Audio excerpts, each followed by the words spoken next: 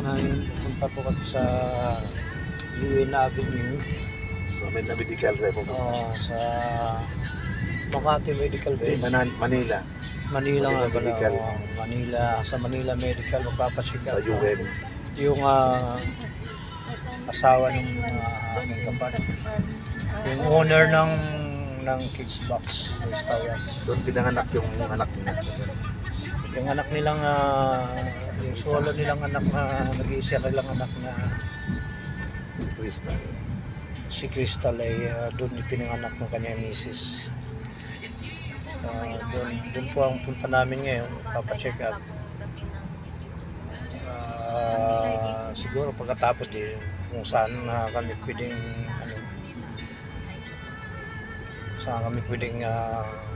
punta ulit, baka kami mamayang hapon ay pupunta ni kapartner ko doon sa Pagbalik. sa yuhan nung aming isang banda doon sa balik-balik na kami po tutugtog sa October 31, birthday nung owner nung Tapsilugan doon sa Quintos. Ang daan po namin from New Panaderos doon sa restaurant Santa Ana po kami dumaan papuntang UN natin. Disgrasya na naman sa motor. Nasiminto Ayan na po yung kanyang kasi yun yung aking boss. Yung kanyang misis ng aking kapartner. kaya lang si Romel talaga yun. Yung lead guitarist namin kasi Bert Cantiga. Parang anak ko. Yun naman po ay asawa nung pamangkin nila para may kasama Kasi pag gumagaling yung paa, ano na naman, nabangga na naman ng motor mo dati. pamangkin nila na si Doon pa rin nabangga sa Romel. paa niya na nabangga. Ito yung kanyang asawa para may kasama yung misis niya na babae din. Hindi mo kasama yung misis niya na silosa ka. Silosa daw po siya. Silosa daw siya pero hindi halata. Anong tawag yun sa ano? Yung tawag yung yung magsalita ka na Nanampiga lang. Ha? Yung irigas ba? Sa YouTube yun? Alin? Voice ano? Yung pagsalita ka ba na? Ipakiano kayo ng... Shout out. Shout out! Yun Shout- ang dito, shout out sa Shout- Shout out! Oh. Shout out Like, sa share, Wangag, and sa subscribe. Buera, Subscribe mo. Duming dito, ano yung Domingo? Domingo. Family. Ano ba yun? Kalawit. Kalawit, Bulawit. Bulag. Kahit sa Dawn CB na lang po, doon namin i-upload ito. Ayun yung misis ng aking kapartner na si Robert. Hindi po totoo yun, joke lang yun. Hindi nagsiselos yan dahil hindi naman nabababae ang kanyang mister. Ay, hindi talaga. Napakaganda, Kasi papatayin ko yan. Patyon daw. Patyon. May nakahandang shout out nga pala daw sa mga taga Albuera, Albuera Leyte. at sa Ormoc. Shout out sa Wangag. Kita nyo naman ang ganda. Yan ba ipagpapalit pa? Ayan. Kaya po laging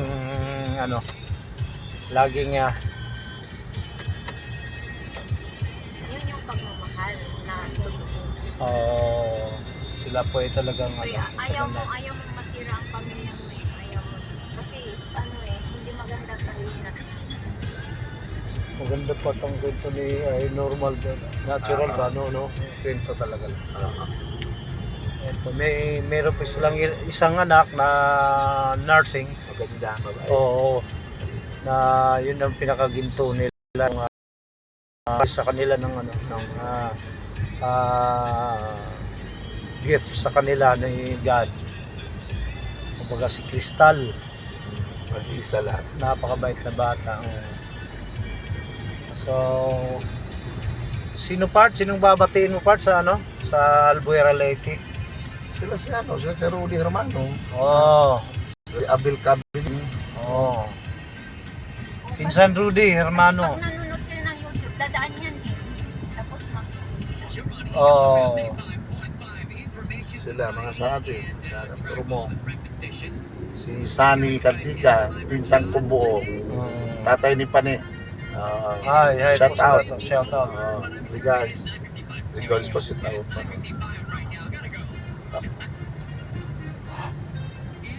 Saka sila si Sammy, di ba? Oh, Na sa, ikso ni Partoloy. sa mga brother ka dyan. Brother Sa, ni Lolo. ano, sila, Nasa Aurora pa Kuya sila? Sammy. Oh. Nasa Negro sila ngayon, part.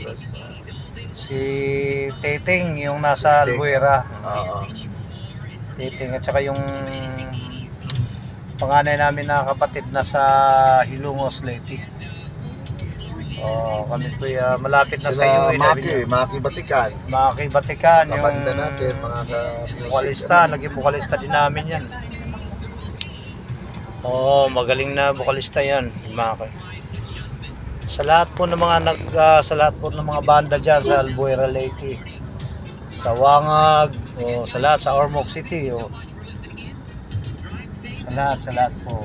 Shout out po. Malapit na tayo sa UN part. Yui na yan. Ayun, UN Avenue.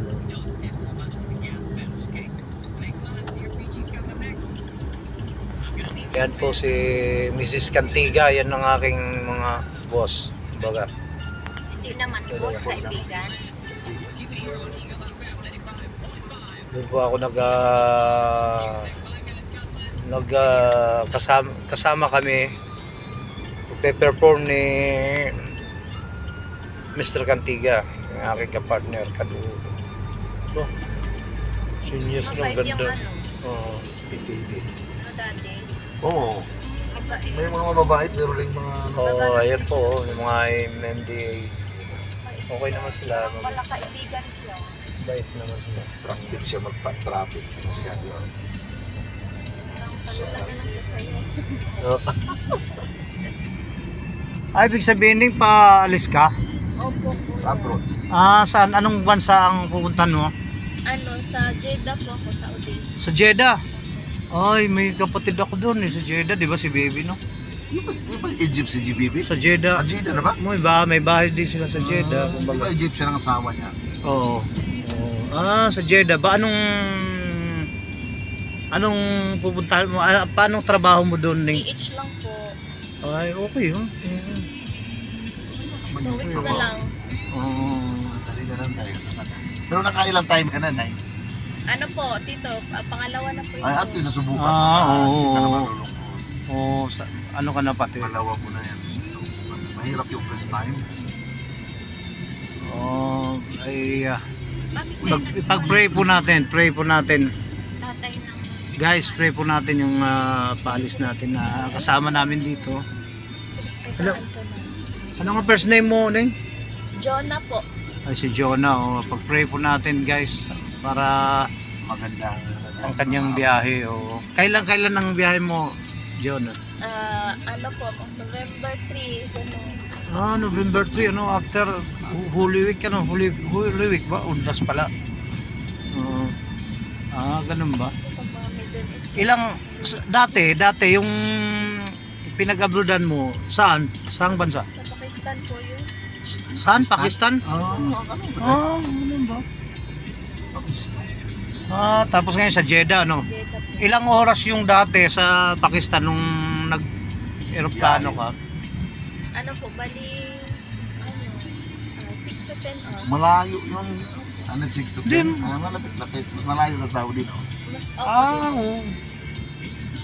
6 to 10? 10 hours. Ay di ba sa Saudi ay ano, parang Malayo doon. malayo, di ba? kabilang 18, mundo na 18 hours ata doon. O sa Jeddah siguro, baka Hindi, yun nga. Saudi lang yan. sa Saudi.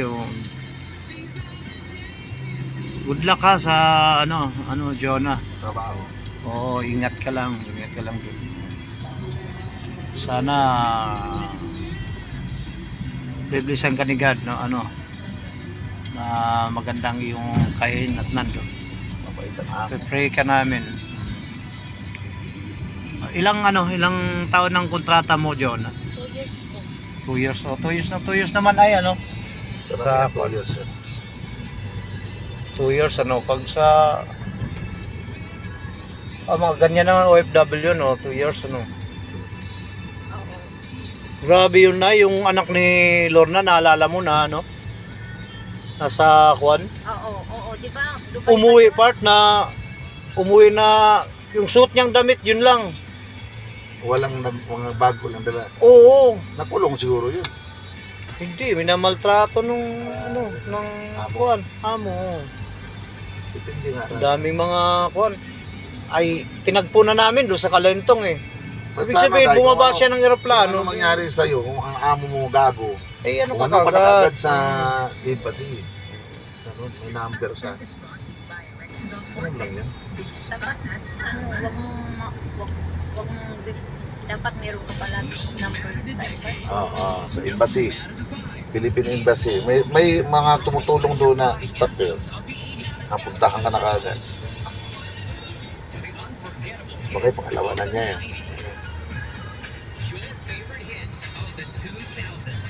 Okay, yun na po muna mga kanayon. Mamaya po ulit tayo mag-upload kami ng aming